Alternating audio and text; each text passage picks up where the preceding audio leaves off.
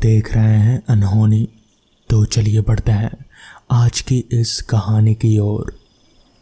जब मैं पश्चिम बंगाल और असम की सीमा से लगे उस छोटे से स्टेशन पर उतरा तो उस समय शाम की स्याह कालिमा धरती पर फैलने लगे थे।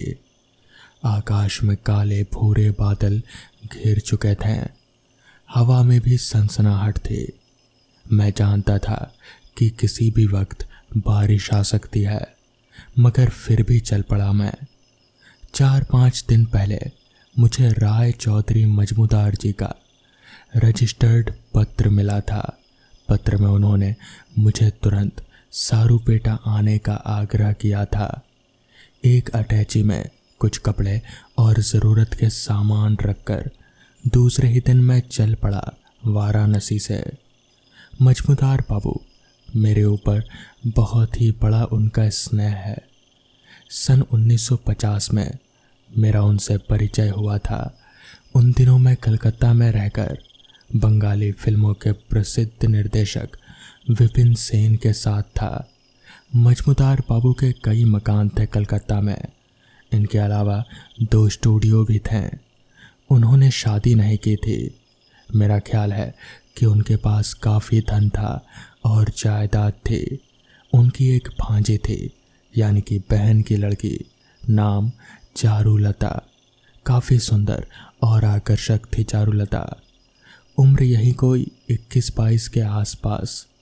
वैसे मैं विपिन सेन के साथ ज़रूर रहता था सहयोगी के रूप में, लेकिन इसके अलावा बंगाल के शाक तंत्रों में संबंधित साहित्य पर व्यक्तिगत रूप से खोज और शोध कार्य भी किया करता था मैं।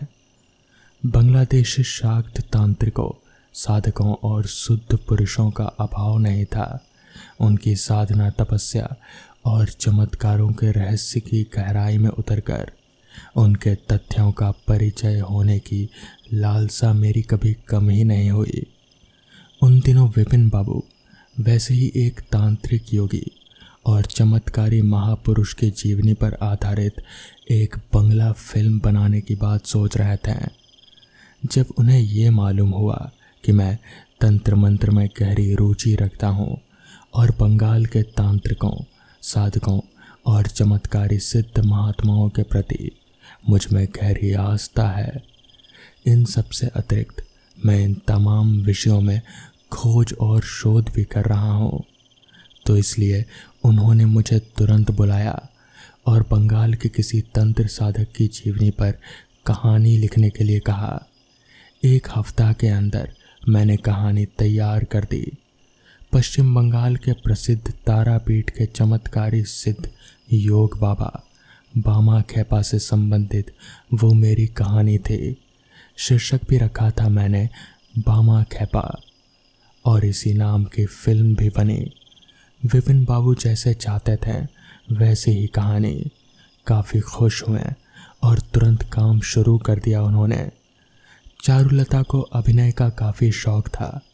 कॉलेज में होने वाले बंगला नाटकों में वो हमेशा भाग लिया करते थे।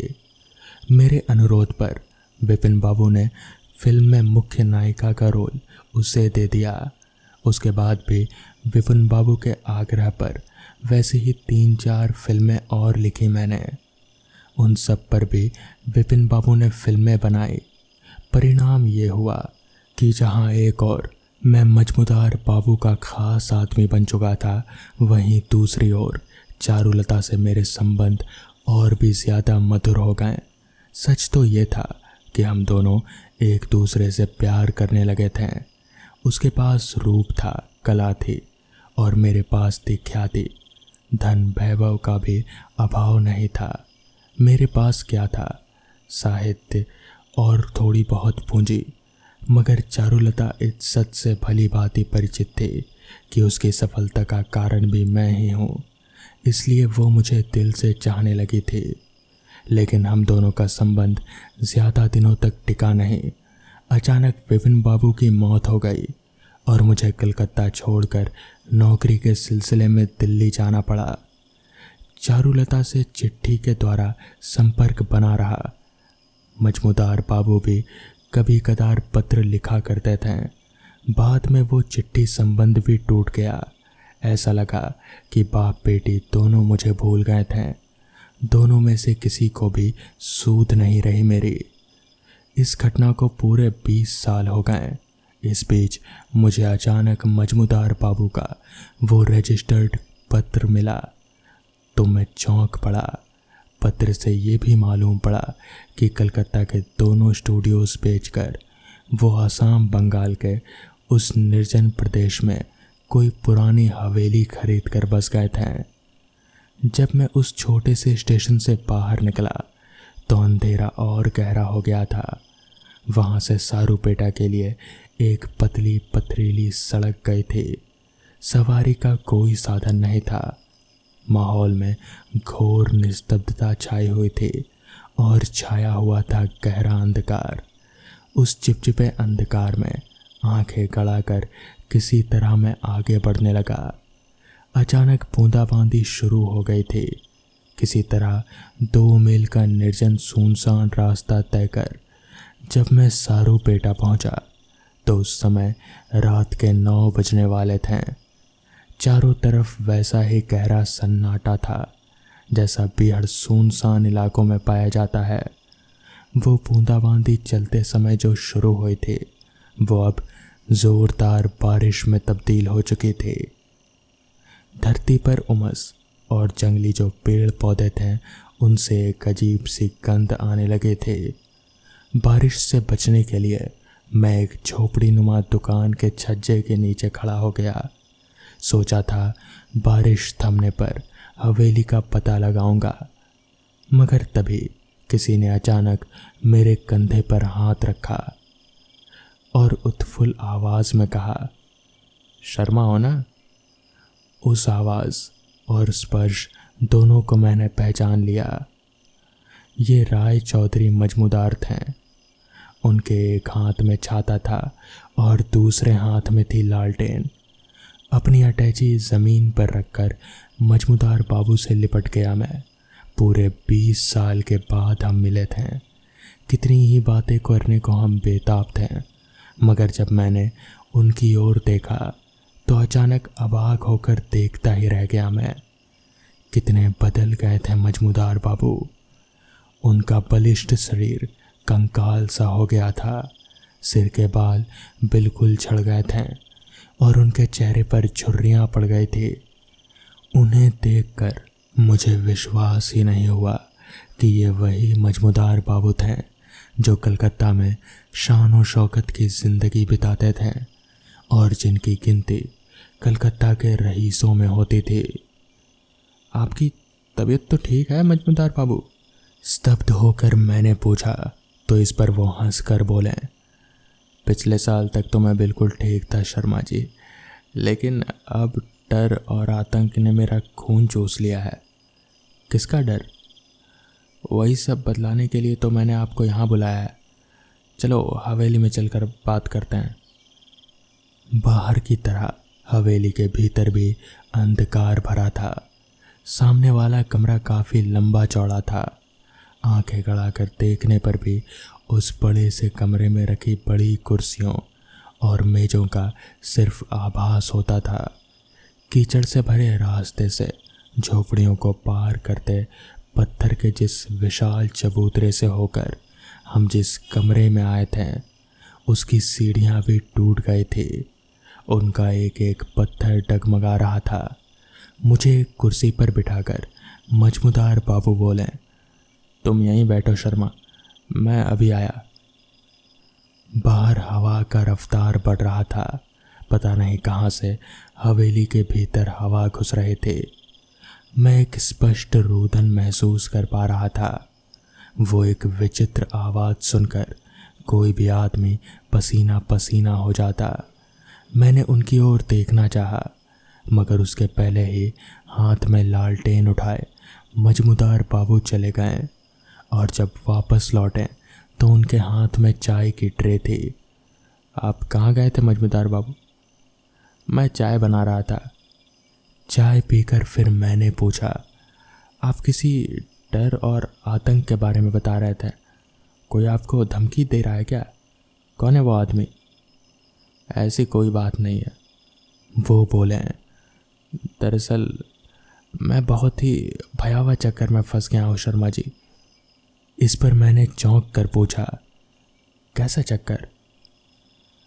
मजमूदार बाबू जरा देर चुप रहकर अस्फुट से आवाज में बोले, तुमने तंत्र मंत्र में बहुत खोज की है, शायद अशरीरी शक्तियों के बारे में कुछ पढ़ा सुना होगा। आपका मतलब है प्रेत आत्माओं से? तभी वहां पर एक तेज हवा का झोंका आया, ठंडी बरसाती हवा जैसे पूरे शरीर को सिहरा कर चली गई। पानी फिर से जोर से बरसने लगा, हवा भी बहुत तेज हो गई थी।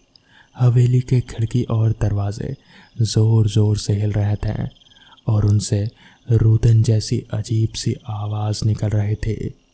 पूरी हवेली में ऐसी आवाजें सुनाई दे रही थी। मजमूदार बाबू ने सिर हिलाकर कहा, हाँ, प्रेत आत्माएं। पर प्रेत आत्माएं कहाँ है? मजमूदार बाबू ने बतलाया कि हवेली प्रेतग्रस्त थी। कलकत्ते के शोर शराबे से दूर एकांतवास के लिए उन्होंने वो हवेली सिर्फ 20,000 रुपये देकर खरीद ली। हवेली में 40 कमरे और 16 बारांदियाँ थी। बीच में एक काफ़ी लंबा चौड़ा तहखाना था जो ना जाने कब से बंद पड़ा था। मजमूदार बाबू की सारी बातें सुन मैंने पूछा, इस हवेली का सौदा जब आप कर रहे थे तब आपने इसके मालिक से इस बारे में दरख्वास्त नहीं की? मैंने पूछा नहीं, बस यही गलती हो गई मुझसे। और फिर बोले, वास्तव में देखो शर्मा, सच बताऊंगा, मिट्टी के दाम पर मिल रही थी इतनी बड़ी हवेली, इसलिए लालच में आ गया था मैं और मैंने खरीद लिया। अच्छा, कौन था इस हवेली का मालिक? पता नहीं, चूड़ामणि सान्याल बोलकर कोई आदमी था। अब वो यहाँ है ही नहीं, पता नहीं अपने पूरे परिवार को लेकर कहीं चला गया।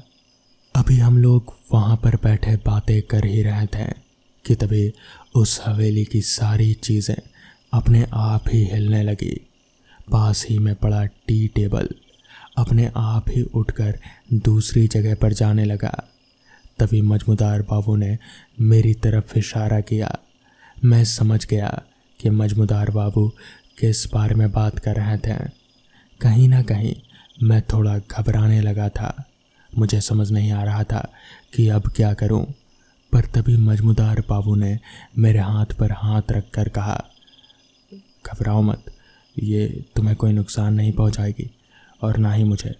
बस ये हमारे साथ इस हवेली में रहती है। ये सुनकर तो मेरे होश ही उड़ गए। हमारे साथ अब प्रेत आत्माएं भी इस हवेली में रहेगी, ये सुनकर तो मेरे पैरों तले ज़मीन ही खिसक गई। जिसके बाद मैं वहाँ बस उसी रात रुका। उसके बाद मैं अगली सुबह वापस दिल्ली आ गया। सोहम एक बहुत अच्छा स्विमर था। उसे राष्ट्रीय स्तर पर तैरने में गोल्ड मेडल भी मिल चुका था। एक बार सोहम अपने दोस्तों के साथ घूमने गया हुआ था। वहाँ उन लोगों ने पास के तालाब में तैरने का प्लान बना लिया। सबने तैयारी की और शाम के करीबन 5 बजे वो तालाब के पास जाने लगे। कहाँ जा रहे हो बच्चों? उन्हें तालाब की तरफ जाता देख वहाँ के सरपंच ने टोकते हुए कहा, पास के तालाब में तैरने जा रहे हैं हम। सोहम ने तुरंत जवाब दे दिया। सोहम का जवाब सुनकर कुछ देर के लिए सरपंच सुन्न रह गया और फिर अचानक से सोहम और उसके दोस्तों को वहाँ जाने से रोकने लगा। सोहम नहीं समझ पाया कि सरपंच उन लोगों को क्यों रोक रहे हैं। रुको बच्चों, उस तालाब की तरफ मत जाओ, वहाँ अक्सर लोगों के डूबने की घटनाएं घटती रहती हैं। सरपंच ने उन्हें जाने से लगभग मना करते हुए कहा, काका, सोहम तो स्विमिंग में नेशनल चैंपियन रह चुका है, आप निश्चिंत रहिए। सोहम के दोस्त निखिल ने सरपंच की बात को काटते हुए कहा, तुम लोग मेरी बात समझ नहीं रहे हो। वहाँ तैरना खतरे से खाली नहीं है। कहते हैं कि वहाँ डूबकर मरने वाले कई लोगों की आत्माएं उसी तालाब में भटकती रहती हैं और वहाँ जो भी तैरने वाला दूसरा लोग जाता है वो उन्हें मार डालती है। सरपंच ने उन लोगों को वहाँ जाने से रोकने के पीछे की असली वजह बता दी और वो वहाँ से चले गए। काका ने जो कहा, क्या वो सच होगा? सोहम के कुछ दोस्त आपस में बातचीत करते हुए कहने लगे। सोहम और निखिल इन सब बातों पर विश्वास नहीं करते थे। उन दोनों को छोड़कर बाकी सब ने वहाँ से जाने का फैसला बदल लिया। बाकी दोस्त वापस लौट गए और अब सिर्फ निखिल और सोहम ही तालाब की ओर बढ़े। दोनों ने कपड़े उतारे और जैसे ही वो तालाब में उतरने लगे कि निखिल के माँ का फ़ोन आया। निखिल तालाब में उतरते उतरते रह गया, मगर सोहम बिंदास होकर पानी में तैरने लगा। अचानक सोहम का पैर पानी में फंस गया। इस तरह की सिचुएशन उसने कई दफ़ा संभाली थे, मगर इस बार बात कुछ अलग थी। उसने कई बार कोशिश की वहाँ से निकलने की, मगर धीरे धीरे वो पानी में खींचा जा रहा था। उसने निखिल को आवाज़ लगाई, मगर जब तक निखिल का ध्यान उस पर जाता तब तक सोहम तालाब के बीचों बीच पहुंच चुका था। सोहम को ये एहसास हो रहा था कि पानी के अंदर से कोई उसका पैर खींच रहा है। उधर निखिल ने सोहम की आवाज़ सुनकर उसकी तरफ देखा तो उसे आश्चर्य होने लगा। नेशनल चैंपियन होकर भी सोहम की हालत देखकर उसे सरपंच की कही बात याद आ गई। निखिल सोहम के लिए पानी में कूदकर उसे बचाना चाहता था, मगर जब वो पानी में उतरने लगा तो अचानक उसे एक जोर का झटका लगा और वो तालाब के विरुद्ध उल्टी दिशा में जा गिरा। वो झटका इतना ज़्यादा था कि निखिल उठ भी नहीं पाया। सोहम ने एक बार पूरी ताकत लगाकर अपना फंसा हुआ पैर बाहर निकाला और वो किनारे की ओर आने लगा। जैसे ही वो किनारे के करीब पहुंचा तो एक बार फिर उसे लगा कि फिर से उसका पैर किसी ने पकड़ रखा है और वो उसे पानी में खींच रहा है। उसी हालत में सोहम की नज़र अपने पैरों की तरफ गई और उसे जोर का जैसे झटका लगा। उसे वहाँ पर कुछ हाथ नजर आए, एक नहीं, दो नहीं, बल्कि कई सारे हाथ। उन्हें देखकर घबराया हुआ सोहम बचाओ, बचाओ चिल्लाने लगा, मगर उसका कोई फायदा नहीं हुआ। निखिल के आँख के सामने ही उसका दोस्त, जो कि तैरने में माहिर था और गोल्ड मेडलिस्ट था, वो असहाय होकर तालाब में डूबता जा रहा था और निखिल चाहकर भी उसकी मदद नहीं कर पाया। करीबन आधे घंटे के संघर्ष करने के बाद सोहम पानी में पूरी तरह से डूब गया और मारा गया।